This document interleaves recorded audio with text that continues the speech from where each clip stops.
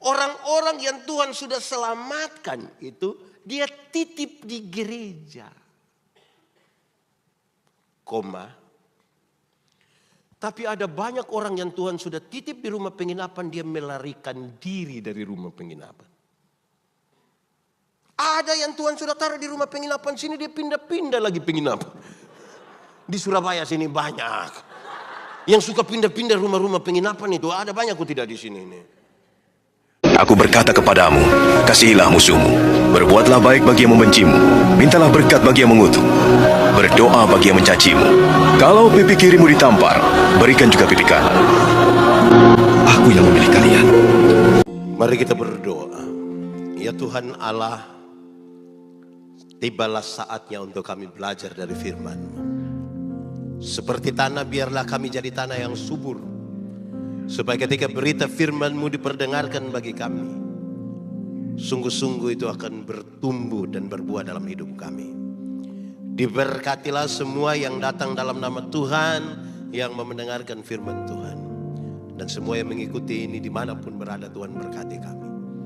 Jauhkanlah semua penggoda pencobaan, biar di dalam damai-Mu kami belajar firman Tuhan. Kami rindu pada firman-Mu. Berfirmanlah bagi kami Tuhan. Di dalam nama Yesus firman yang hidup itu kami berdoa. Amin. Mari silakan duduk semuanya. Bapak Ibu Saudara-saudara, dalam sukacita kita di hari ini, saya ajak kita merenungkan ulang satu bagian pembacaan Alkitab menurut Injil Lukas pasal 10. Injil Lukas pasal 10 ayat 25 sampai ayat yang ke-37. Injil Lukas pasal 10 ayat 25 sampai ayat yang ke-37. Orang Samaria yang murah hati. Lalu berdirilah seorang ahli Taurat untuk mencoba Yesus, katanya, "Guru, apa yang harus kuperbuat untuk memperoleh hidup yang kekal?" Jawab Yesus kepadanya, "Apa yang tertulis dalam hukum Taurat, apa yang kau baca di dalamnya?" Jawab orang itu, "Kasihilah Tuhan Allahmu dengan segenap hatimu dan dengan segenap jiwamu dan dengan segenap kekuatanmu dan dengan segenap akal budimu. Dan kasihilah sesama manusia seperti dirimu sendiri." Kata Yesus kepadanya, "Jawabmu itu benar, berbuatlah demikian maka engkau akan hidup." Namun untuk membenarkan dirinya, orang itu berkata kepada Yesus, "Lalu siapakah sesamaku manusia?" Jawab Yesus, "Adalah seorang yang turun dari Yerusalem ke Yeriko. Ia jatuh ke tangan penyamun-penyamun yang bukan saja merampoknya habis-habisan, tetapi juga memukulinya, lalu pergi meninggalkannya setengah mati. Kebetulan ada seorang imam turun melalui jalan itu. Ia melihat orang itu, tetapi ia melewatinya dari seberang jalan. Demikian juga seorang Lewi datang ke tempat itu. Ketika ia melihat orang itu, ia melewatinya dari seberang jalan. Lalu seorang Samaria yang sedang dalam perjalanan datang ke tempat itu. Ketika ia melihat orang itu, tergeraklah hatinya oleh belas kasihan. Ia mendekati dia, lalu membalut luka-lukanya sesudah ia menyiraminya dengan minyak dan anggur. Ia menaikkan orang itu ke atas keledai tunggangannya sendiri, lalu membawanya ke penginapan dan merawatnya. Keesokan harinya, ia mengeluarkan 2 dinar dan memberikannya kepada pemilik penginapan itu. Katanya, "Rawatlah dia, dan jika kau belanjakan lebih dari ini, aku akan menggantinya waktu aku kembali." Siapakah di antara ketiga orang ini menurut pendapatmu menjadi sesama manusia bagi orang yang jatuh ke tangan penyamun itu? Jawab orang itu, "Orang yang telah menunjukkan belas kasihan kepadanya." Kata Yesus kepadanya, "Pergilah dan perbuatlah demikian." Demikian firman Tuhan. Berbahagia setiap orang yang mendengar firman, memelihara dan melakukan dalam hidup setiap hari. Shalom. Sekali lagi, shalom. Ada 3 orang, ada imam, ada orang Lewi, ada orang Samaria. Kalau disuruh pilih, saudara mau jadi orang yang mana ini dari 3 orang ini? Imam, Lewi, atau Samaria? Mau jadi yang mana? Samaria. Yakin bisa jadi orang Samaria? Amin. Betul-betul yakin. Kalau saudara ingin jadi orang Samaria, itu berarti tiap hari harus duduk di jalan Yerusalem Yeriko. Tunggu orang kena rampok, saudara tolong. Tunggu orang kena rampok, saudara tolong. Tunggu orang kena rampok, saudara tolong. Boleh? Bisa? Lama-lama tidak ada lagi yang kena rampok, saudara yang kena rampok nanti. Tapi sudahlah, itu namanya kerinduan. Saudara-saudara, kisah tentang orang Samaria yang murah hati dimulai dari sebuah pertanyaan yang menarik. Dari seorang ahli Taurat kepada Yesus, "Guru, apa yang harus saya perbuat untuk beroleh hidup yang kekal?" Supaya sebentar kita melihat bahwa perumpamaan ini pun sekaligus menjadi jawaban atas pertanyaan, apa yang harus saya perbuat untuk beroleh hidup yang kekal. Datanglah seorang ahli Taurat ini berkata, "Guru, apa yang harus saya perbuat untuk beroleh hidup yang kekal?" Tuhan Yesus bilang, "Engkau kan ahli Taurat, engkau kan tahu Alkitab. Apa yang kau baca di sana, apa yang tertulis di dalamnya?" Dia jawab dengan mantap sekali, "Kasihilah Tuhan Allah dan kasihi sesama manusia." Tuhan Yesus bilang jawaban itu benar. "Pergi dan perbuatlah demikian, engkau akan hidup." Tapi dia pikir-pikir ini, siapa bisa lakukan yang baik? Ada 10 hukum, dijabarkan jadi 613 pasal. Dari 613 pasal masih ada ribuan peraturan hidup setiap hari. Melakukan semua, tinggal satu saja gagal semua. Dia pikir-pikir, tidak mungkin juga melakukan itu semua. Lalu sekarang dia bertanya, "Dan siapakah sesamaku manusia?" Tuhan Yesus kasih tahu perumpamaan ini. Adalah seorang yang turun dari Yerusalem ke Yeriko. Perjalanan Yerusalem Yeriko kira-kira 30 km, berbatu-batu lepas, jalan menurun sekali. Dan dipastikan tidak akan ada orang yang tolong kita di situ, kan tidak ada rumah. Nanti kalau dirampok pasti tidak akan ada orang tolong. Yang menarik saudara-saudara, ada satu orang ada di situ. Dia kena rampok. Catatan Alkitab tadi menarik. Bukan saja dirampok, dipukul hampir mati. Dalam keadaan hampir mati itu dia ditinggalkan di situ berdarah-darah. Lalu datanglah imam itu. Imam itu tolong atau tidak? Tidak toh? Ini imam tidak baik kan? Masa ada orang susah imam tidak tolong imam macam apa? Makanya tadi tidak ada yang mau jadi imam. Semua mau jadi orang Samaria. Mantap. Ya. Tapi jangan cepat-cepat dulu. Imam di Bait Allah itu terlalu banyak. Ada yang ditabiskan seumur hidup tidak pernah melayani karena antrian terlalu panjang. Tapi sekarang saudara-saudara, ada satu imam, katakanlah dia dapat pelayanan di Bait Allah, terus dalam perjalanan itu dia ketemu orang yang sementara dirampok berdarah-darah hampir mati. Dia akan dijadikan apa ya? Ada pilihan ini, tolong ini orang atau pelayanan di Bait Allah. Kalau darah orang ini kena dia, najis dia tidak bisa melayani lagi. Saya mau tanya, kalau saudara imam itu pilih mana? Pilih tolong dia atau pelayanan di Bait Allah? Pilih? Pilih? Mantap. Tolong, amin. Kalau pendeta Yandi ya tergantung siapa yang dirampok. Saya tidak harus semua, saya tergantunglah. Kalau dia janda muda, pasti saya tolong, saya yakin saya tolong. Kalau dia sudah oma-oma sutua, pasti saya bilang, oma mungkin ini oma punya beban sudah ini. Tapi saudara menolong ya mantap itu. Bagus itu. Setelah imam itu datang lagi orang Lewi. Orang Lewi itu tolong atau tidak? Tidak tolong kan? Makanya saudara tidak mau jadi orang Lewi itu toh. Saudara hanya ingin jadi orang Surabaya kan, bukan orang Lewi. Mantap. Tapi siapakah orang Lewi? Orang Lewi adalah keluarga para imam. Sama-sama tahu bahwa ada 12 suku Israel. Dan salah satu adalah kaum Lewi. Yang sengaja dipisahkan hanya untuk urus Bait Allah. Karena ritual orang-orang Israel itu banyak sekali di Bait Allah. Ini tempat harus disiapkan dengan baik, dengan nyaman. Harus ada pengurus di situ. Makanya suku ini dipisahkan. Kamu urus saja Bait Allah. Nanti kamu punya makanan diatur oleh orang lain. Kamu tidak usah kerja. Sekarang dia dalam perjalanan itu. Dapat lihat orang yang dirampok itu. Dia tolong atau tidak? Tidak. Makanya saudara juga tidak mau jadi dia. Kalau saudara orang Lewi itu berjumpa dengan satu orang yang dirampok hampir mati. Pilih tolong atau siapkan Bait Allah. Pilih tolong. Suara itu harus yakin. Harus tolong atau tolong. Itu harus yakin. Tolong atau tidak? Mantap. Kalau pendeta Yandi, ya masih tergantung lah siapa yang saya belum terlalu yakin. Lalu datanglah orang Samaria itu. Orang Samaria itu tolong atau tidak? Tolong. Makanya saudara ingin jadi orang Samaria itu kan baik hati sekali. Mantap. Siapakah orang Samaria?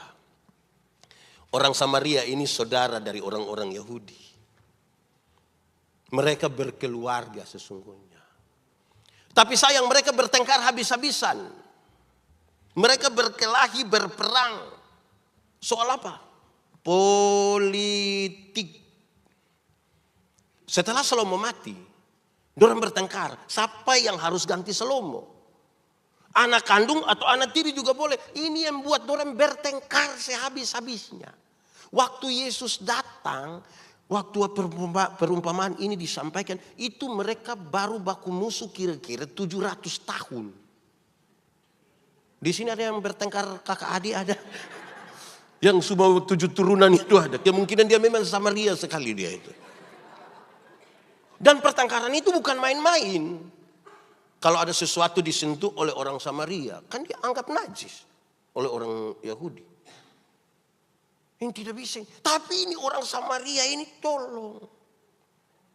Dia melakukan 7 hal. Berapa hal? Supaya yang menjadi Samaria ingat baik-baik dia harus lakukan ini 7. Satu. Oke, 1. Orang Samaria ini siram luka-luka itu dengan anggur. Siram luka-luka itu dengan alkohol yang ada pada anggur itu diharapkan dapat membunuh itu virus-virus itu supaya luka itu bagus. Di sini ada yang jalan kemana-mana bawa anggur? Ada kok tidak? Kemungkinan dia keturunan itu. Dia siram luka-luka itu dengan anggur.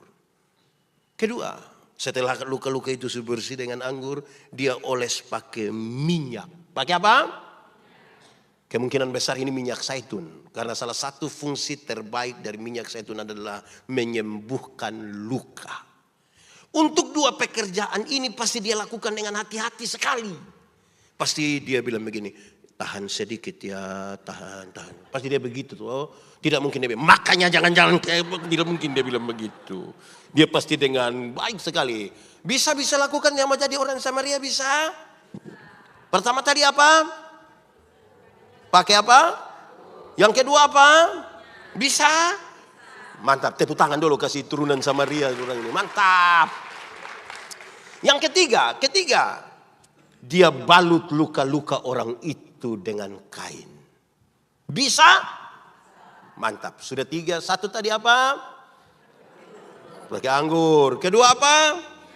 Yang ketiga apa? Membalut luka. Yang keempat, dia muat orang itu di keledai tunggangannya. Saya mau tanya kita, dulu sudah ada Innova? Sudah ada belum? Alphard? Pick up? Jadi dulu kemana-mana naik apa?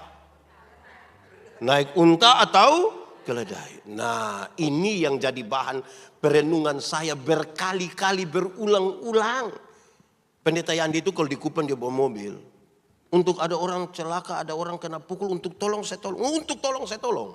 Tapi itu pertolongan itu biasa jadi masalah ketika masyarakat yang ikut tolong itu dia lihat saya mulai agak lama begini, saya mulai pikiran.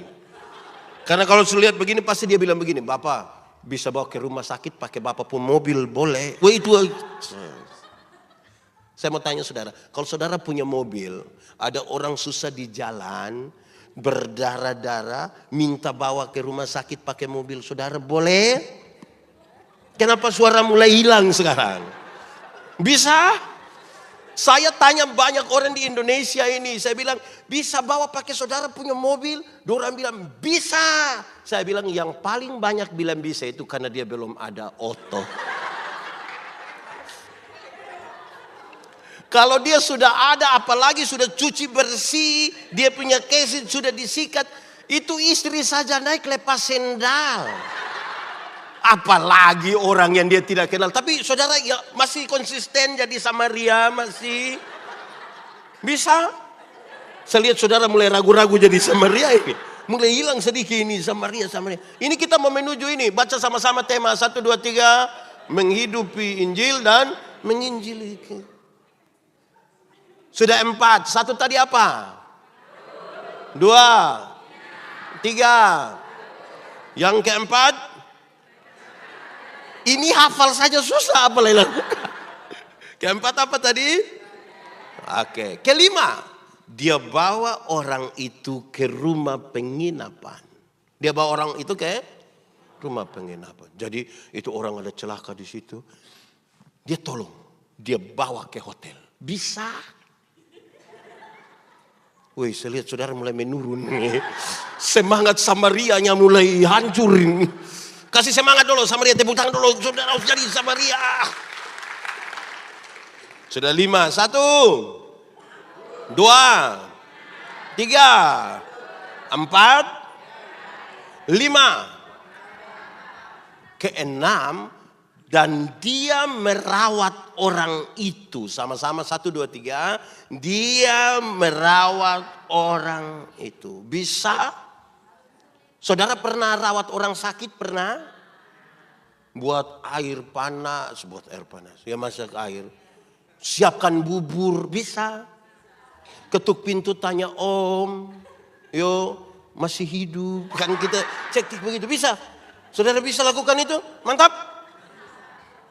Sudah 6, hafal. 1, 2, 3, 4, 5. 6, merawat. 7. Sabar dulu saya bicara. Saudara terlalu buru-buru mau jadi orang. Terlalu baik hati saudara ini. Tunggu dulu, saya omong habis saudara ikut. Ke-7, dia ambil uang 2 dinar. Dia berikan kepada pemilik penginapan itu. Dulu orang kerja 1 hari dibayar 1 dinar. Berarti 2 dinar upah kerja selama. Bolehkah keuntungan saudara 2 hari kasih orang susah? Boleh. Hasil toko, hasil kerja, upah harian 2 hari kasih orang susah, siap. Pak Pendeta tolong catat, Rote pasti aman ini. Rote pasti aman. Tepuk tangan untuk Rote ini semua misi ke Rote ini. Tunggu saja, nanti pasti masuk ini.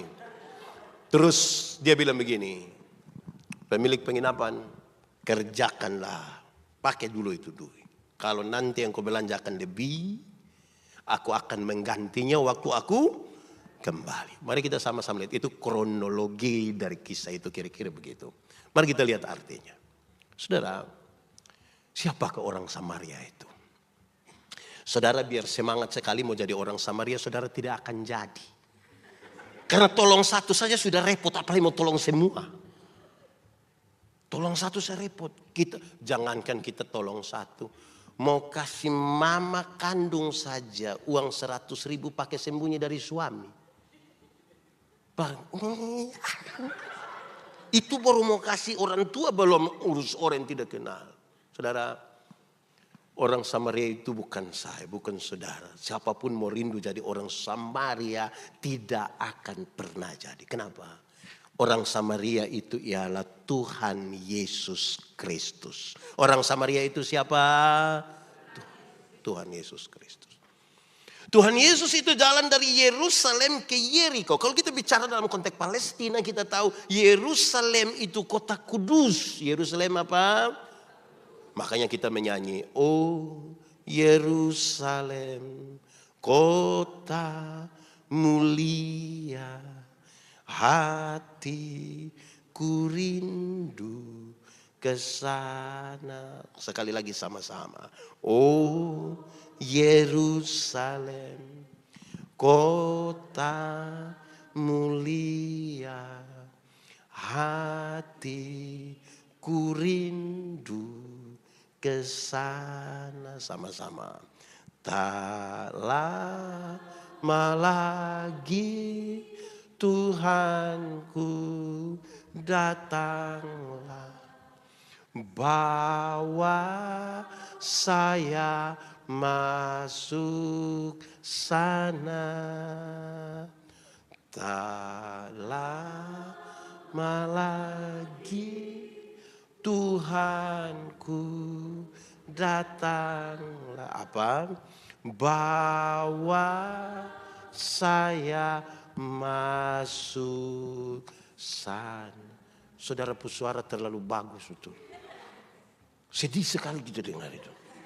Saudara, dia dari Yerusalem kota kudus ke Yeriko kota terkutuk. Itu sebuah metafora, gambaran untuk menjelaskan Yesus itu turun dari surga yang kekal ke dalam dunia yang penuh rawa payah.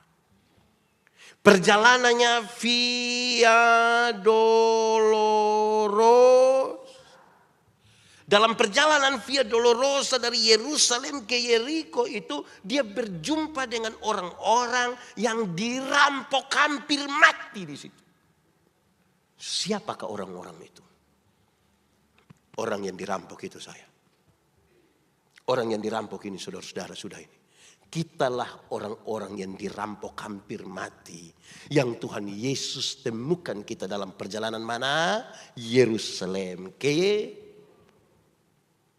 pendeta.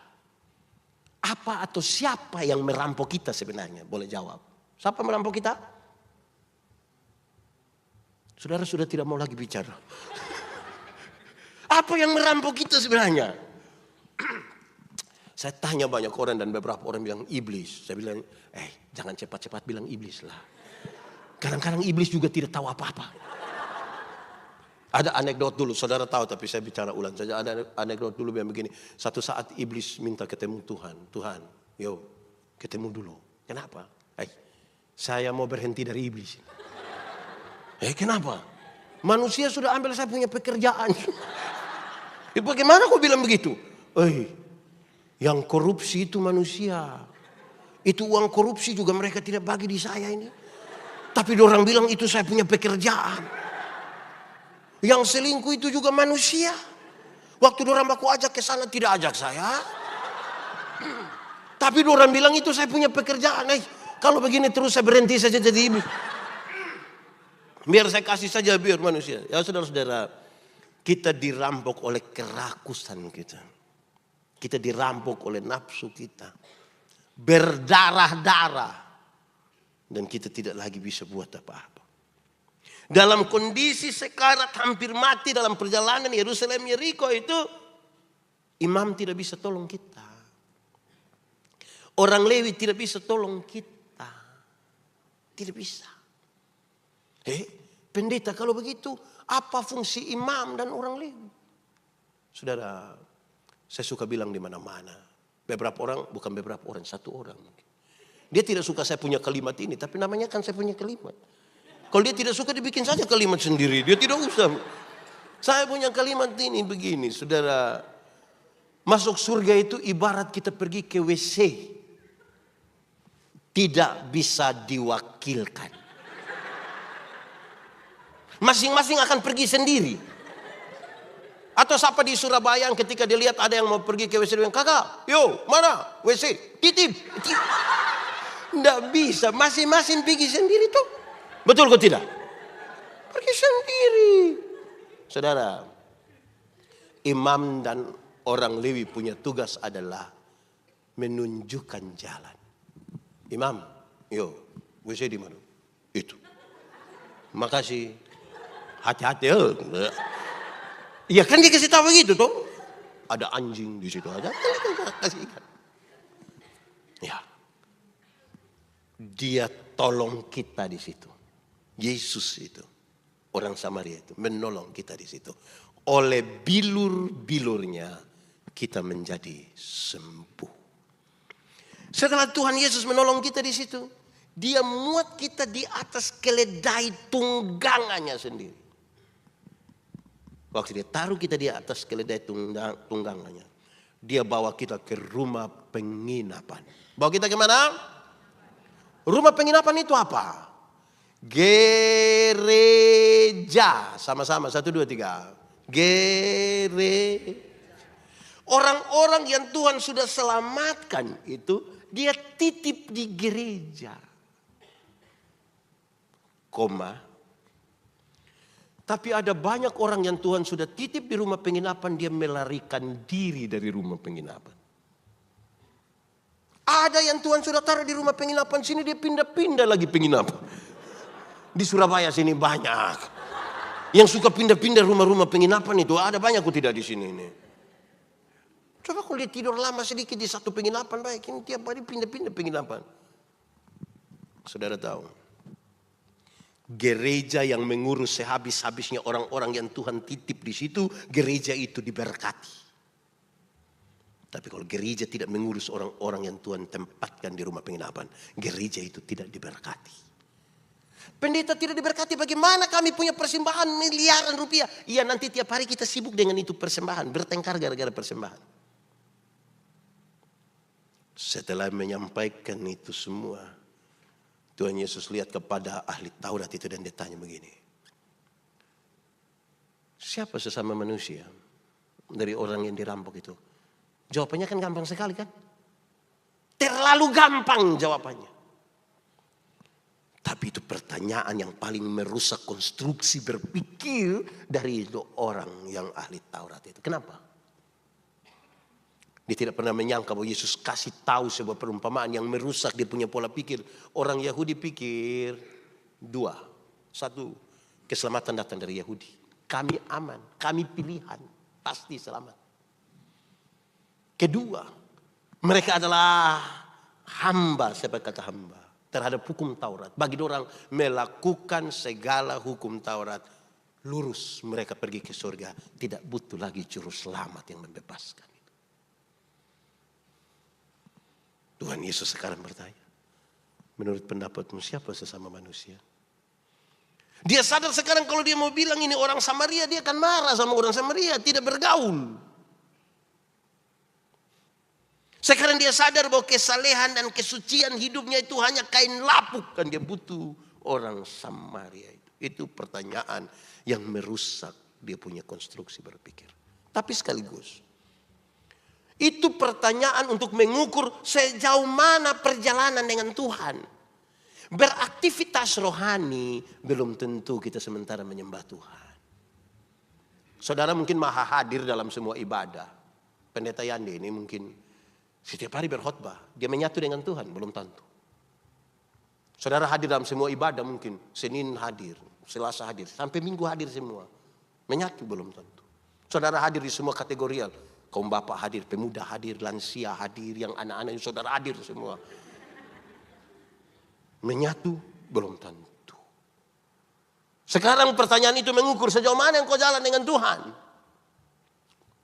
Saudara, makin jauh perjalanan dengan Tuhan, kita makin menyadari ternyata kita bukan siapa-siapa. Kita makin membutuhkan orang Samaria itu. Biasa yang sombong-sombong gaya-gaya itu perjalanannya pendek saja, tidak jauh.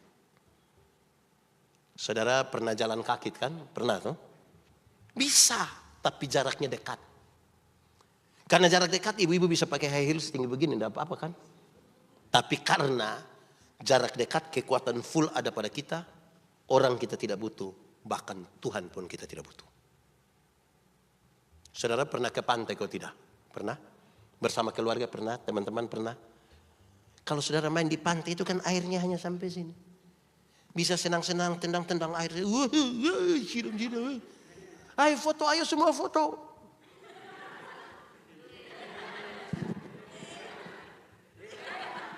Pantai. Coba masuk barang 1 kilo ke dalam. Perahu sudah mau tenggelam baru bilang, perahu mau tenggelam, tolong foto, tolong foto. Semakin jauh berjalan kita bukan sapa-sapa. Yang gaya-gaya itu perjalanan pinggir pantai. Belum jauh. Tadi jalan kaki, lebih jauh sedikit. Naik motor pernah? Ojol pernah? Kalau dia gas motor lari kencang sekali, saya yakin yang di belakang akan korek dia, adek. Ya, tolong pelan sedikit. Kenapa? Kita punya dada tidak kuat ini. Tidak bisa ibu. Kenapa? Ibu hanya bayar 5.000. Memangnya kalau 5.000 kenapa? Kalau 5.000 tidak bisa pakai rem ibu. 10.000 dulu baru pakai. Tapi poinnya dapat saudara. Makin jauh berjalan kita mulai punya rasa takut kan? Mulai bisa bersandar. Lebih jauh lagi. Naik bis. Pernah naik bis? Tidak. Jalan jauh. Terjauh. Katakanlah dari sini ke Malang, ke Solo. Pernah? Yang jalannya agak begini-begini di mana? Menuju mana? Soe. Menuju mana? Saudara pernah tidak duduk di samping ini sopir itu? Terus di jalan yang berbelok-belok itu yang sopir belum injak rem. Saudara seperti mau angkat kaki injak itu. Makin jauh berjalan kita ternyata kita mulai semakin punya rasa takut. Kita sadar kita bukan siapa-siapa. Lebih jauh lagi, naik kapal laut. Pernah? Ini yang tim yang September ini kan akan ke Rote. Sudah pernah ke Sabu atau belum ya? Nanti coba ke Sabu. Di NTT itu kalau ke Sabu mantap. Itu pakai, kan sekarang sudah pilihan lain. Dulu hanya pakai ASDP. Ferry. Bayangkan yang angkutan sungai pakai di laut. Pelat lagi, baru laut Sabu itu mengerikan. Kalau tenggelam di laut Sabu, saudara, biar bisa berenang 10 kilo pun tidak ada arti. Saya melayani kira-kira 5 tahun di Sabu. Musim timur begini ini paling berat itu. Kalau dia sempat pulang itu maju mundur. Kalau sempat ada ferry dan kami pulang Kupang. Ini kan dia maju mundur maju.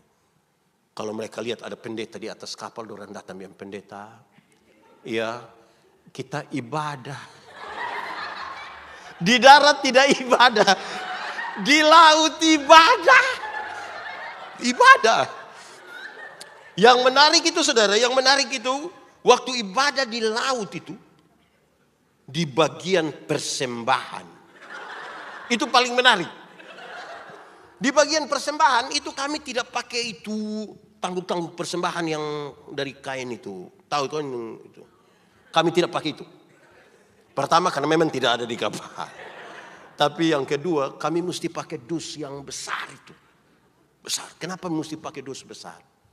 Kalau ibadah di laut itu waktu persembahan yang bawa itu dus datang, sekali isi di tangan begini, itu dapat berapa saja. Itu semua langsung masuk gitu. Itu tidak lewat otak gitu. Di laut ini. Masuk. Beda kalau ibadah di darat.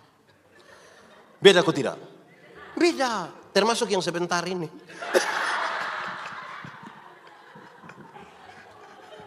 Untung di sini sudah pakai barcode, sudah pakai nanti isi sendiri. Di banyak gereja kan masih kasih jalan itu toh. Kalau ibadah di darat yang bawa tangguh persembahan itu datang, sekali kita isi tangan di saku begini, macam agak lama. Sudah agak lama lagi mata sedikit putar-putar begini. Ini mata macam ada firasat itu. Setelah putar 2-3 kali kita ambil persembahan isi, yang petugas sudah lewat baru kita kaget. Aduh, kenapa? Tadi saya isi yang merah.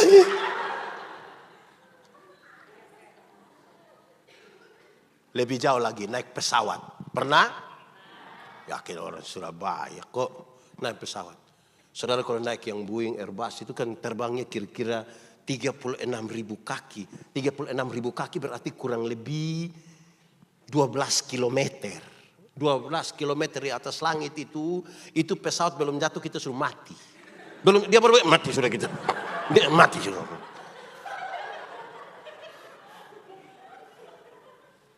Di 12 km itu kan sudah aman toh, zona aman. Mulai bisa buka itu sabuk pengaman. Sudah bisa jalan-jalan ke belakang. Berangkat. Terus tiba-tiba lampu sabuk pengaman itu menyala dan ada suara bilang begini. Berhubung karena kita terbang dalam situasi cuaca yang buruk. Karena itu kami minta kepada para penumpang segera kembali ke tempat duduk dan seterusnya. Saya mau tanya, waktu ada pengumuman begitu ada yang berani protes? Silakan kembali ke tempat dulu. Mau kembali buat apa? Ada. Jago hilang Bapak. Itu mau kencing juga tunda. Semakin jauh berjalan ini saudara kita bukan siapa-siapa, bukan siapa-siapa. Itu mau kencing juga tunda, dia pergi duduk. Ada anak-anak kecil ribut di situ, dia kasih tahu, adek. Doa. Semakin jauh berjalan, kita bukan siapa-siapa, saudara. Yang gaya-gaya itu bermain kan di pinggir pantai kan. Saudara, di ketinggian 12 km itu kecepatan pesawat kira-kira 900 km per jam. Kalau 900 km per jam, itu berarti Rossi juga kalah. Kalau Rossi saja kalah, apalagi ojol yang tadi. Lebih kalah. Saudara tahu di kecepatan itu makanya kalau pesawat tabrak awan itu kan dia guncang kan. Wah itu menarik itu. Pasti tabrak awan guncang yang agama Kristen sebelumnya. Yesus.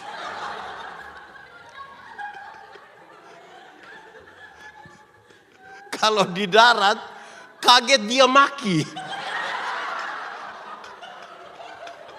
Saya belum pernah dengar ada orang maki di pesawat, belum pernah. Di Surabaya ada yang biasa maki, ada yang biasa maki. Kalau ada yang biasa maki, kumpul uang, beli tiket, suruh berangkat. Pakai pesawat kecil yang terbang pas musim hujan itu. Saya yakin itu pulang langsung satu persekutuan doa di rumah itu dia Bang. Baik, saudara. Menghidupi Injil dan menginjili hidup. Ada dua kata kunci.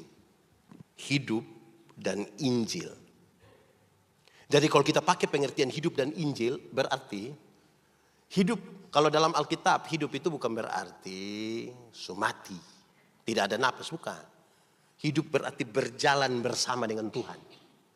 Berarti hidup itu berjalan bersama dengan Tuhan. Injil itu pembebasan. Berarti berjalan dalam pembebasan dan pembebasan dalam perjalanan. Ini menarik. Kenapa? Kita mulai satu-satu. Menghidupi Injil.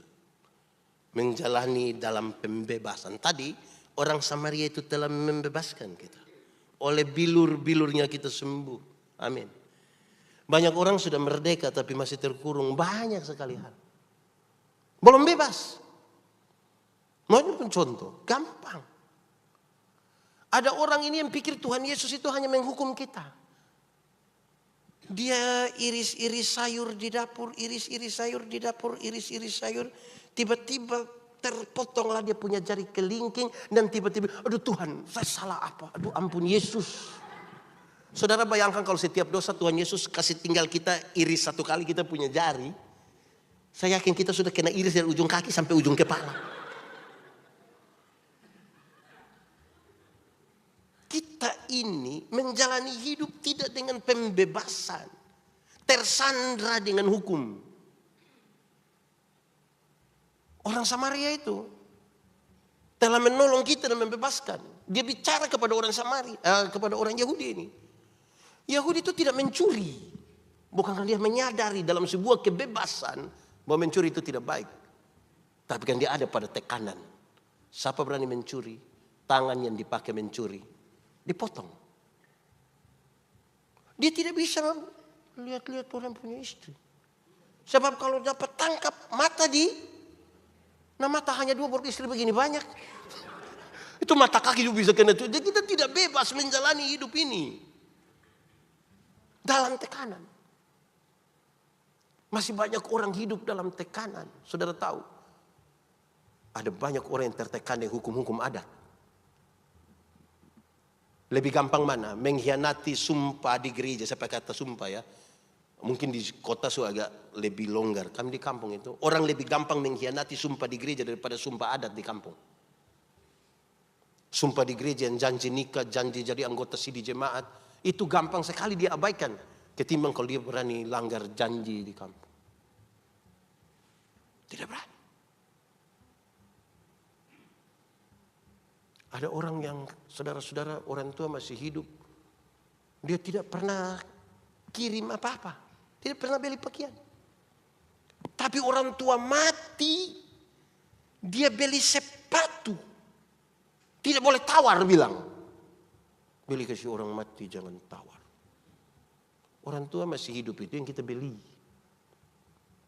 Supaya dia pakai jalan. Ini di kampung dia tidak pakai alas sepatu. Dia punya jari kaki terbuka semua begini. Sumati baru kita beli sepatu. Sepatu mana mau masuk di jari kaki yang itu tidak bisa. Akhirnya itu sepatu bukan ditaruh, dikasih pakai. Tapi disandar. Baru ada harga di sini lagi. Yang posisi sepatu masih begini. Tidak pakai. Posisi begini baru dia beli. Dia mau naik begini ke surga. Kita masih tersandar.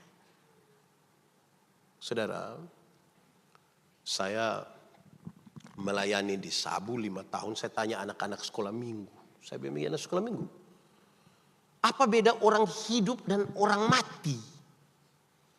Dorang bilang ke saya, pendeta, orang hidup itu bisa ke gereja pendeta, tapi orang mati tidak bisa ke gereja, betul? Memang betul. Tidak ada orang mati yang sudah mati pas hari Minggu kita belum kubur terus dia bilang, tolong bawa saya ke GKI. Tidak. Tapi kemudian saya bilang begini, hei anak-anak kamu bicara yang benar. Benar bagaimana Bapak? Jadi kamu mau bilang kamu punya papa mama yang pemalas gereja itu orang sudah mati. Karena yang bisa pergi ke gereja orang hidup atau orang mati. Dalam tata ibadah pemakaman jenazah di Gemit, kalau peti sudah di dalam kubur itu, pendeta-pendeta Gemit akan bilang begini, saudara-saudara kita akan memakamkan jenazah ini sambil percaya pada kata-kata Tuhan Yesus. Tuhan Yesus berkata, akulah kebangkitan dan hidup. Barang siapa percaya kepadaku, dia akan hidup sekalipun dia sudah. Jadi siapa percaya Tuhan, siapa tinggal di dalam Tuhan, dia hidup sekalipun dia sudah. Tapi siapa yang di luar Tuhan, yang tidak percaya Tuhan, sekalipun dia ada hidup-hidup, sesungguhnya dia sudah. Di Surabaya ini orang hidup semua. Kedua, sampai begini, orang hidup itu Bapak bisa makan, tapi orang mati tidak bisa makan, betul? Memang betul. Tidak ada orang mati yang sudah mati 3 hari kita belum kubur terus dia bangun dia bilang tolong bubur. Tidak. Tapi saudara tahu masih banyak orang punya keyakinan. Saya tidak, di kota mungkin sudah hilang ya, tapi di kampung coba saudara pergi Pasca, Natal, kunci tahun, coba cek di kuburan-kuburan. Dia punya papa mama kalau biasa makan ayam itu dia panggang memang 1 ekor, taruh di kuburan. Bapak biasa minum, dia bawa bir 1. Dia tumpah 1 gelas kasih bapak, yang lebih dia sendiri. Orang tua punya, orang tua kalau masih hidup, saudara kirim beras. Karena orang mati tidak bisa makan. Kirim minyak goreng. Orang tua masih hidup, orang tidak pernah kirim. Pas mati, orang bawa babi besar. Itu juga utang. Sampai mau kasih takut siapa. Ketiga orang memimpin pendeta. Orang hidup itu Bapak, dia bisa bicara. Tapi orang mati tidak bisa bicara, betul? Memang betul.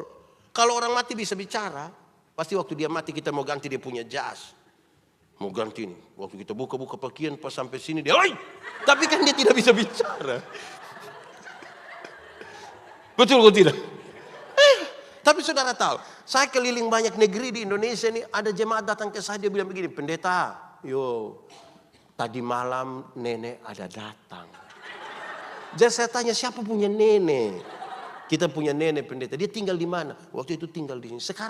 Sekarang dia sudah mati pendeta. Yang mati bisa bicara atau tidak? Bisa atau tidak? Nah yang tadi malam datang itu siapa punya nenek? Terus kita tanya itu nenek datang bilang apa? Ada kasih tahu apa? Ada datang kasih tahu nomor togel Bapak. Oh, nenek tukang judi begini justru saudara percaya. Nah saudara, hidup itu bebas. Tuhan sudah menyelamatkan kita. Amin. Kita tersandera yang banyak hal yang tidak bisa gitu. Saya berkhotbah, saya tanya banyak orang. Saudara boleh jawab, boleh jawab. Kita takut setan atau setan takut kita? Kita yang takut setan atau setan takut kita? Atau kita dengan setan bakas takut? Kadang-kadang setan kasih takut kita. Yang benar mana? Kita yang takut setan atau setan takut kita? Setan takut kita, amin? Yakin?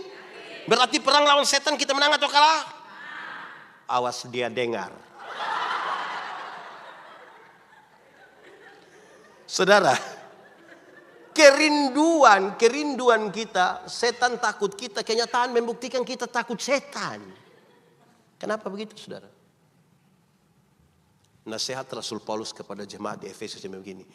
Doa orang beriman itu seperti panah-panah api yang tembak itu roh-roh jahat di udara. Mereka takut. Kami di kampung itu ada banyak ibu hamil keluar malam, dorang tidak berdoa. Dorang ambil paku 10 cm tusuk di Surabaya ada begitu. Saya heran ini, di kepala ini taruh paku, sisir besi, gunting. Sebenarnya itu kepala atau toko bangunan itu. Kita pusing nih. Kita tersandra sekali. Segini betul, menghidupi Injil ini, menghidupi pembebasan ini. Kita belum bebas ini. Kemarin saya kasih tahu di yang ibadah anak-anak muda ini. Zaman begini saja kalau ada yang mau foto, masih ada yang bilang, jangan 3 orang, jangan 3. Foto 3 orang nanti, yang foto yang mati. Kita masih tersandra dengan hal-hal begitu. Aneh juga. Tapi kita bilang Yesus dalam membebaskan kita. Hancur kita punya hidup ini. Ada banyak hal. Kemarin saya bilang, banyak orang mengaku percaya pada Tuhan. Orang bilang, berkat itu Tuhan atur. Amin. Berkat Tuhan yang menjadikan kita kaya. Susah payah tidak menambah apa-apa. Tapi di dia punya toko itu ada kucing yang begini. Kucing panggil apa? Aneh kita hidup ini, saudara. Kalau mau bebas betul. Sekarang saya sudah bebas. Sekarang saudara tidak tahu ini lagu. Lalu kenapa suruh saya solo? Coba 3, 4. Sekarang saya sudah bebas. Sekarang saya apa? Sudah bebas. Atur saja. Kita sudah bebas oleh darah Yesus yang tadi oleh bilur-bilurnya kita sembuh dalam perjalanan Yerusalem Yeriko kan? Kalau tangan kanan gatal artinya yakin kalau tangan kanan gatal artinya dapat uang? Kalau tangan kanan gatal artinya dapat uang, maka orang Koreng itu pasti kaya raya. Karena itu bukan tangan kanan saja yang gatal. Itu semua gatal habis itu. Alkitab kasih tahu, satu-satunya cara untuk dapat berkat itu ialah kerja. Apa? Kerja bukan gatal, kerja. Saudara bayangkan kita pun kehidupan. Saudara, ada banyak orang, apalagi kami yang dari timur ini. Oh, ngeri. Kalau dia bawa oto tuh mantap, tabrak ayam, lewat. Tabrak anjing, lewat. Tabrak ini tikus, lewat. Tabrak kucing, berani lewat. Dia turun, buka baju bungkus kucing. Aduh, kita punya hidup ini lagi kacau ini. Lagi kacau kita punya hidup ini. Bangun pagi-pagi mata goyang. Aduh, ini mungkin ada tamu mau datang. Kalau bebas betul toh, merdeka. Amin. Mantap. Tangan kanan masih gatal. Hari itu menghidupi Injil itu, menjalani dalam pembebasan. Karena Tuhan sudah buat kita bebas. Tidak usah tersandar dari macam-macam lagi. Apalagi kami di kampung itu kadang-kadang anak kecil itu harus tambah apa di sini? Nah, itu supaya apa? Saya bayangkan itu. Saya melayani di pedalaman kira-kira 180 km dari Kupang. Jam 9 malam ambil motor mau ke Kupang. Ibu pendeta naik, kami punya anak waktu itu umur 9 bulan mungkin naik. Pas mau jalan ada yang bilang, Bapak, yo kalau di kampung namanya genoak. Bapak, jangan lupa taruh genoak. Untuk apa? Usir setan. Engkau yang setan. Kita ini aneh ini. Kalau mau bebas betul. Kita belum bebas itu. Ada yang lebih parah lagi. Sekarang orang tua mati. Ada yang taruh Alkitab baru. Terjemahan 2. Taruh di dalam peti. Ada. Di Surabaya masih begitu. Yang dia hidup saja tidak baca. Kapan dia mati, dia bangun, dia baca. Kalau mau bebas-bebas sudah. Mau bebas-bebas betul-betulin. Anak kecil sakit, dorang angkat Alkitab taruh di bantal. Itu Alkitab tidak menyembuhkan apa-apa. Baca. Taruh Alkitab jatuh dicium. Aduh, ampun Yesus. Kalau kita percaya Tuhan Yesus sudah membebaskan kita. Kita pun hidup itu sudah hidup di alam merdeka. Tidak lagi tersandra oleh macam-macam hal yang. Kita punya aturan terlalu banyak. Lebih-lebih tentang orang mati. Orang hidup kita tidak urus, orang mati kita pusing. Masak mesti kepala duluan, kaki duluan lah begini. Mesti menghadap timur, barat, utara, selatan. Lama-lama kita kasih berdiri saja dia langsung menghadap. Aneh kita bu hidup ini. Di Surabaya masih ada begitu juga. Ada juga. Mantap sudah.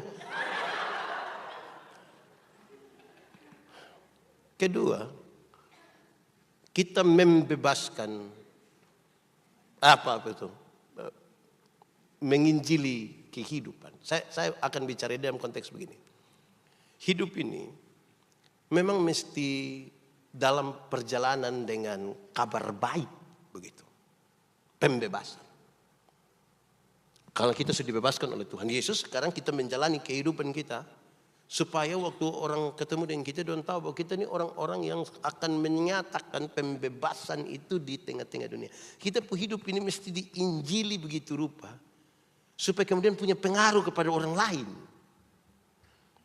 Saya akhiri khotbah kemarin, kalau Anda dikenal dunia sebagai milik Kristus, maka Tuhan Yesus itu mesti kelihatan di dalam hidupmu. Dulu kami punya menara doa 2 tahun. Kemudian kami tutup. Kenapa?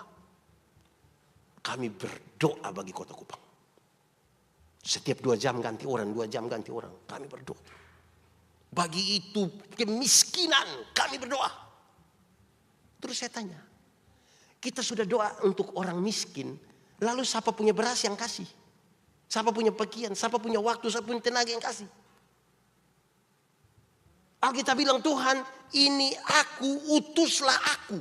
Alkitab tidak bilang, Tuhan ini aku tapi tolong utus dia. Tidak.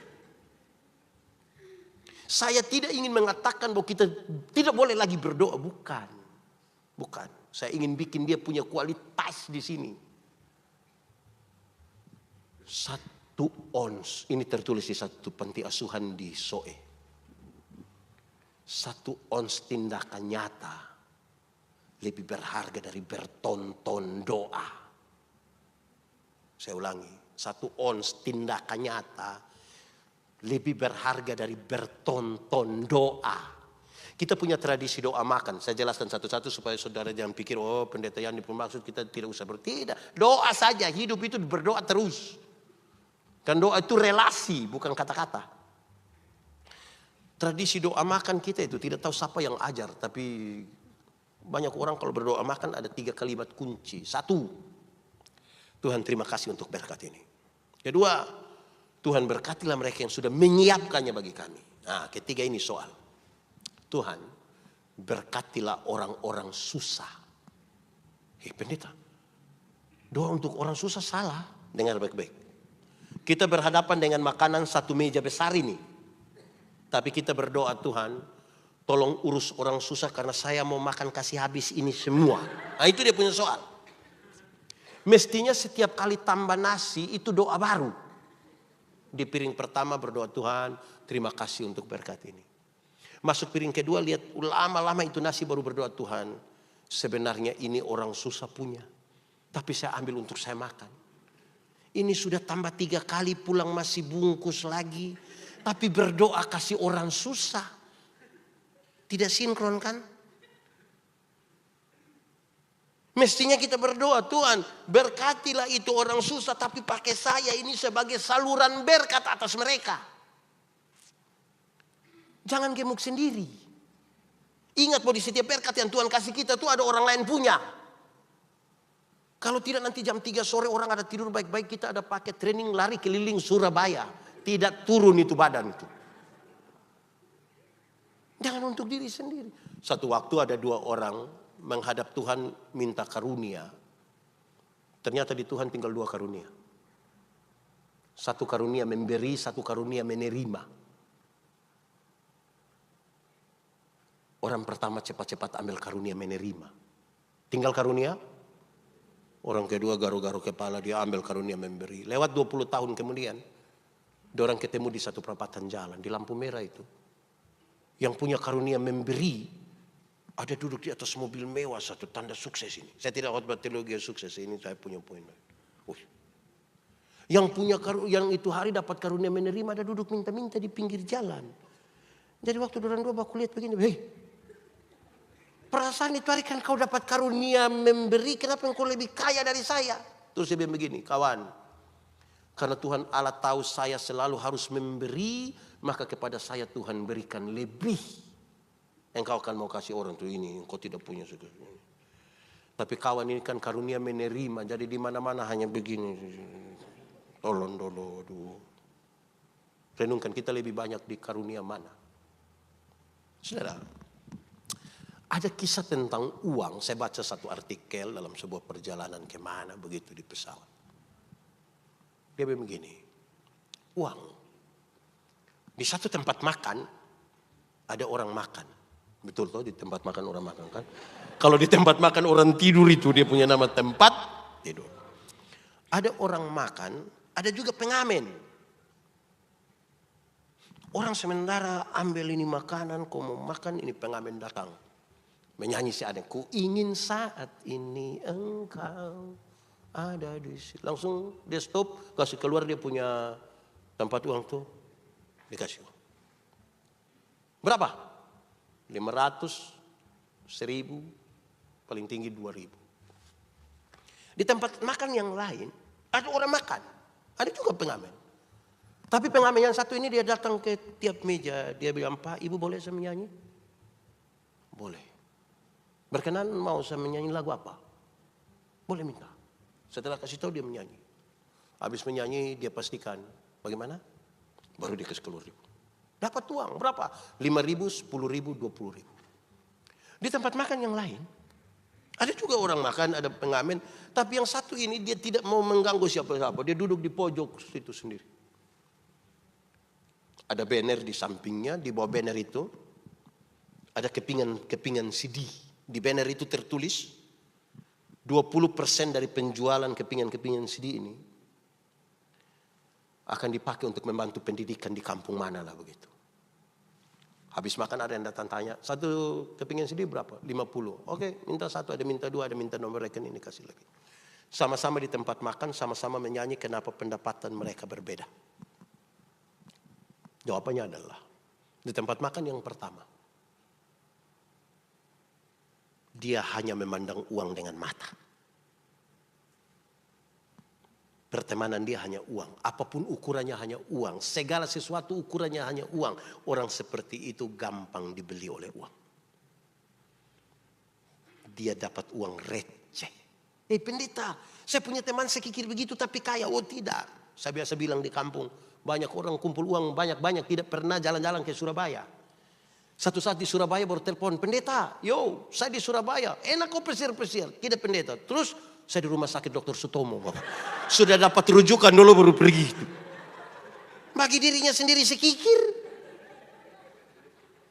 Di tempat makan yang kedua, kenapa dia dapat uang lebih banyak? 5.000, 10.000, 20.000. Kan dia tidak sekedar memandang uang dengan mata saja. Tapi dia memandang uang dengan mata dan otak. Dia mesti tahu semua lagu.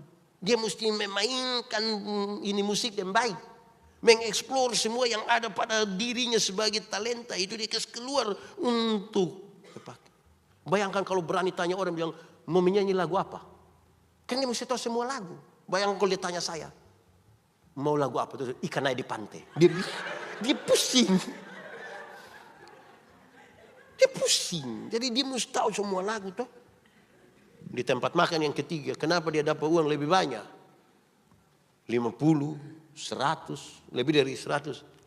Kan dia tidak sekedar memandang uang dengan mata dan otak saja, tapi dia memandang uang dengan mata, kepala, otak, dan sekaligus juga hati. Hati yang penuh kasih. Tuhan Yesus ingat, orang miskin selalu ada padamu. Saya berkhotbah, saudara-saudara. Ada satu waktu ada orang rumah terbakar, istri meninggal. Saya pergi, saya bilang, ini pendeta datang pakai kolar lagi. Berbahagia pendeta kalau bicara pakai suara itu. Berbahagialah orang yang berduka cita. Karena dia akan dihibur. Ini orang yang iya, Bapak bicara begitu kan, Bapak belum merasa. Saya pikir-pikir betul juga. Pada akhirnya kasih itu sebuah tindakan. Hidup yang melekat dengan Tuhan itu tindakan. Saudara, pertengkaran sampai hari ini masih ada di Yohanes 14 ayat 6. Tadi kita menyanyi. Yesus jalan kebenaran dan jalan kehidupan. Oke. Yohanes 14 dimulai dari sebuah pernyataan kecil. Jangan gelisah hatimu. Apa yang membuat kita gelisah? Masalah-masalah menggelisahkan kita. Saudara punya masalah? Tidak usah omong memang. Saya lihat ini muka masalah semua. Masalah itu kesenjangan antara harapan dan kenyataan. Harapan menikah umur 28, kenyataan 34. Hei, jangan gelisah hatimu. Memang dia ada bicara tentang rumah Bapak, tapi kemudian saya mau sampaikan gini. Jangan gelisah karena tidak ada masalah yang tidak bisa terselesaikan di dalam nama Tuhan. Terus Filipus bilang begini, Tuhan, tunjukkanlah Bapa itu kepada kami dan cukup Tuhan bilang engkau bicara seperti orang yang tidak percaya saja. Tiap hari engkau sam-sam dan saya tapi engkau tunggu lihat baru percaya. Puncak dari Yohanes 14 ada di ayat 12. Barang siapa percaya kepadaku melakukan pekerjaan yang aku lakukan. Bukan sekedar jalan, melakukan. Saudara percaya apa yang Tuhan Yesus, saudara percaya Yesus juru selamat, amin. Sudah melakukan apa yang dia lakukan. Satu waktu Tuhan Yesus urus orang berzina yang kena tangkap. Supaya kalau nanti ada yang berzina, urus pakai cara Yesus. Dan kita percaya Yesus. Ini perempuan berzina kena tangkap. Orang-orang bawa datang kepada Yesus. Hukum setempat bilang dia mesti dilempar sampai mati. Tuhan Yesus bilang, oke, siapa di antara kamu tidak berdosa silahkan angkat batu lempar duluan. Ada yang lempar? Yesus tanya, orang di mana? Sudah pulang. Tuhan Yesus ucapkan satu kalimat yang luar biasa. Tuhan Yesus bilang, engkau pergilah dan jangan berbuat dosa lagi. Waktu Yesus bilang pergilah dan jangan berbuat dosa lagi, Tuhan Yesus tidak kompromi dengan dosa. Dosa tetap dosa. Tetapi kepada perempuan pendosa ini, Tuhan Yesus beri kesempatan baru. Masa lalu tidak bisa dirubah. Dia sementara membangun kehidupan. Masa depan sekarang mau dirancang. Sekarang saya mau tanya. Bapak-bapak, suami-suami. Ini percaya Tuhan Yesus semua ini tuh.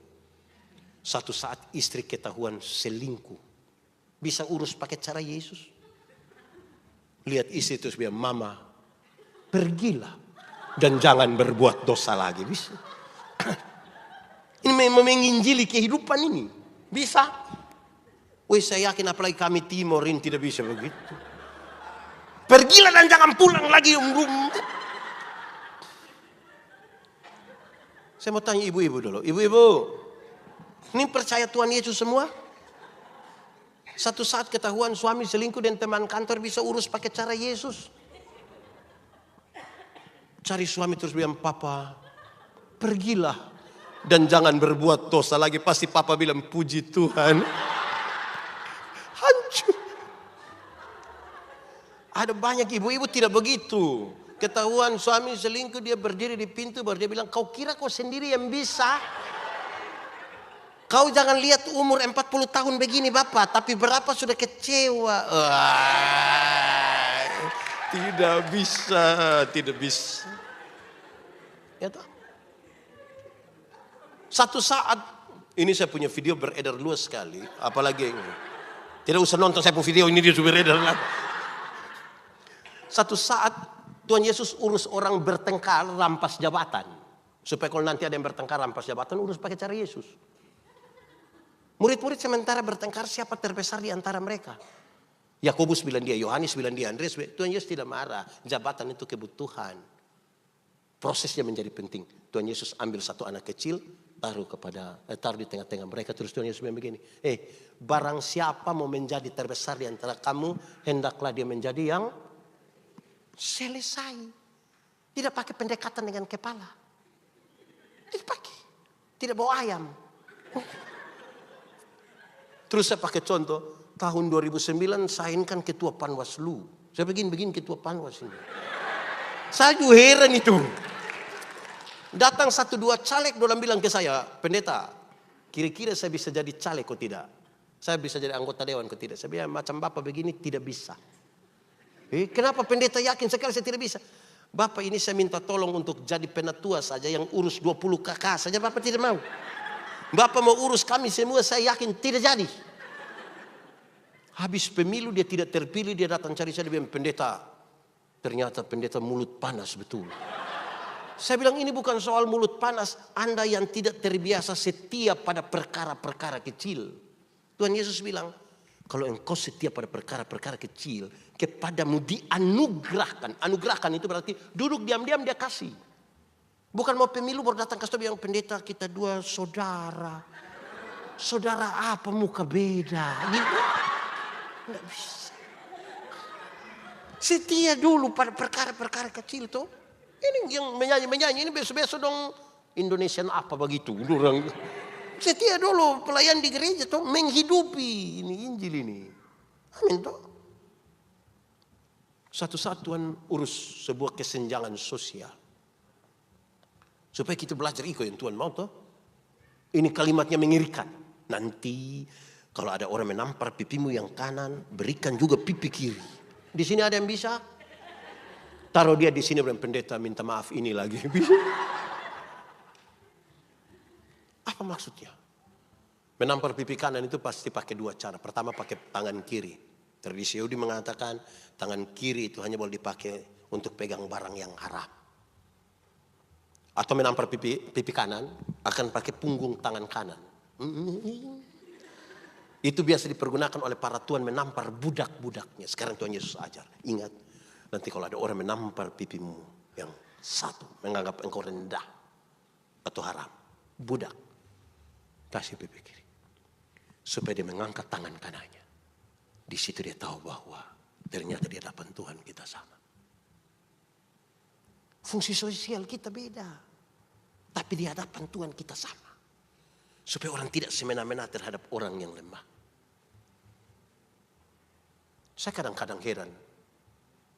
Ini orang tua doang kalau kita tanya, Bapak, anak berapa? Anak 4 orang pendeta. Sudah kerja di mana? Puji Tuhan pendeta, anak 4 orang, yang 3 sudah jadi manusia.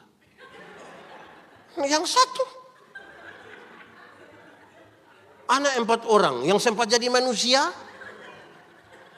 Yang 1 itu apa kira-kira? Kayu mungkin dia. Saudara-saudara, kita penghargaan kepada kemanusiaan ini rusak. Karena di rumah yang, kalau dia jadi anggota dewan ya manusia, jadi pengusaha besar manusia, jadi polisi manusia, jadi bupati wali kota manusia. Tapi kamu tamat SMA tidak ada kerja, orang tua bilang kamu bukan manusia. Penghargaan kita pada kemanusiaan kan jadi rusak. Kan kita mau menghidupi ini Injil ini. Aneh toh kita hidup ini. 17 Agustus itu kalau kita dengar orang bawa ini sambutan. Gubernur Jawa Timur yang kami hormati. Tidak tahu dia hormat betul kok tidak. Wali kota Surabaya yang kami hormati. Bapak Ibu pendeta yang kami muliakan. Mantap. Pagi-pagi ada orang jual sayur, dia panggil apa? Sayur.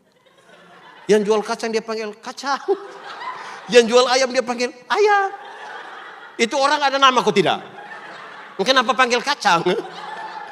Mulai besok kalau mau panggil kita kenalan dulu supaya Ini kepada orang punya jabatan, kita punya penghargaan tuh. Gubernur Jawa Timur yang kami hormati. Jadi kalau mau hidup supaya sesuai dengan Injil itu begitu. Supaya tindakan ada, kata-kata ada, semua ada.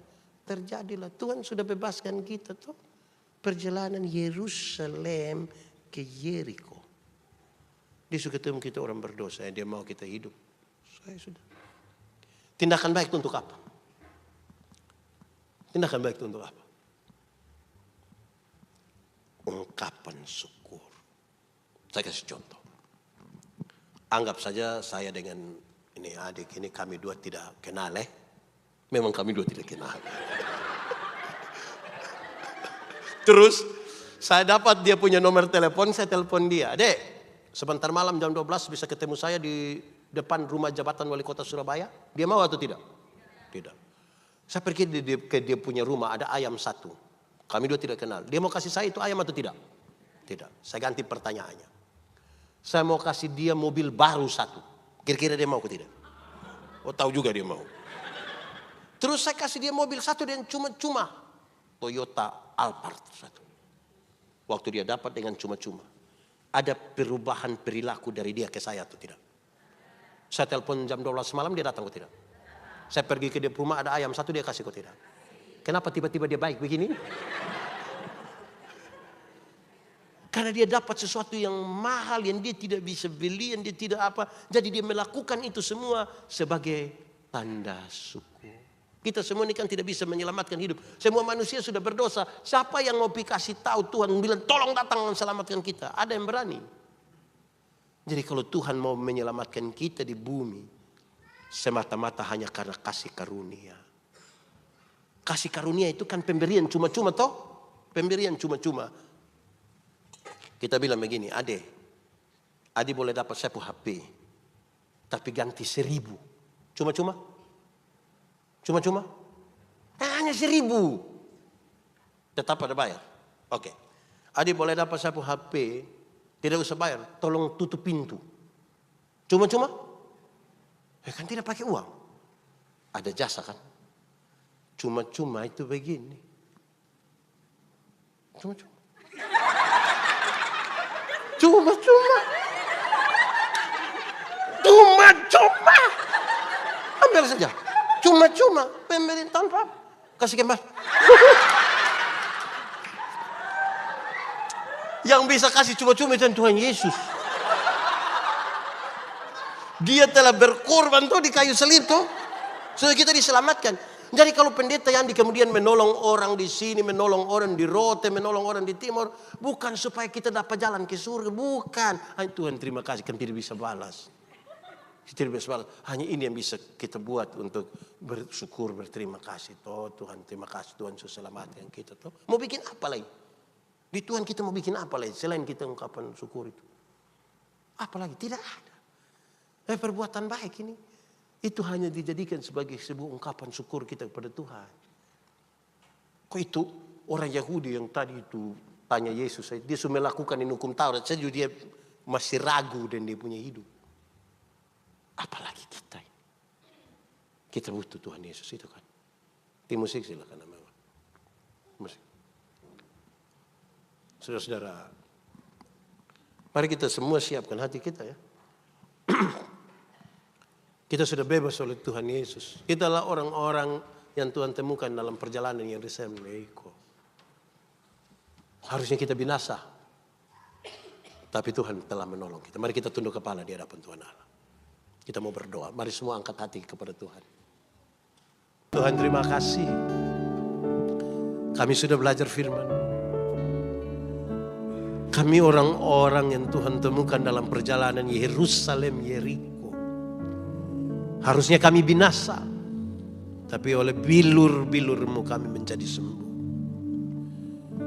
Kami bersyukur untuk itu. Kasih kesempatan buat kami Tuhan untuk menjadi berkat. Sebagai ungkapan syukur kami kepada-Mu. Tuhan telah memberikan kepada kami berkat jasmani rohani. Terima kasih Bapa. Biar ungkapan syukur kami Tuhan terima. Kami meyakini kuasa-Mu sempurna atas kami. Karena kami percaya yang lemah dikuatkan. Yang ragu-ragu Tuhan berikan iman. Yang putus asa Tuhan berikan harapan. Yang berbeban berat Tuhan berikan kelegaan atas-Mu. Yang sakit Tuhan sembuhkan. Yang putus asa, yang berduka cita Tuhan berikan penghiburan. Supaya kami pulang dengan sukacita bukan karena kami tanpa masalah. Tapi karena kami sungguh tahu Tuhan Yesus yang baik yang berkorban bagi kami itu tidak akan pernah biarkan kami berjalan sendiri. Maha besar Engkau Tuhan. Terpujilah nama-Mu. Di dalam nama Yesus kami berdoa. Amin. Pemberitaan firman Tuhan selesai. Tuhan berkata kita beri kemuliaan bagi nama Tuhan. Aku berkata kepadamu, kasihilah musuhmu, berbuatlah baik bagi yang membencimu, mintalah berkat bagi yang mengutuk, berdoa bagi yang mencacimu. Kalau pipi kirimu ditampar, berikan juga pipi kanan. Aku yang memilih kalian.